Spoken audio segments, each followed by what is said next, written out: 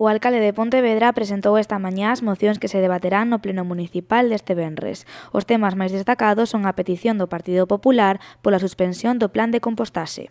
Os populares tamén debaterán sobre o caso da cuñada de Carmela Silva. Sen embargo, o PSOE solicitou un informe do secretario municipal porque considera ilegal esta moción. Porque é un tema que non compete ao Concello de Pontevedra, porque é un tema do Concello de Vigo, ainda por encima donde hai certas aristas.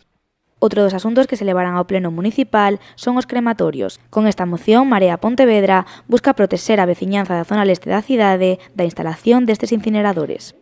Unha proposición na que se piden dúas cousas. Por un lado, instar a Xunta de Goberno local a impulsar un acordo para corrixir o baleiro no Plan Xeral de Ordenación Municipal vixente a respecto dos crematorios, supeditándoos a avaliación ambiental estratégica, e segundo, instar a Xunta de Goberno local a buscar o apoio da veciñanza organizada na plataforma, ofrecéndolle unha solución sobre distancias dos edificios e casas que protexa a saúde dos habitantes da zona leste da cidade de Santa Amaro e a Parda.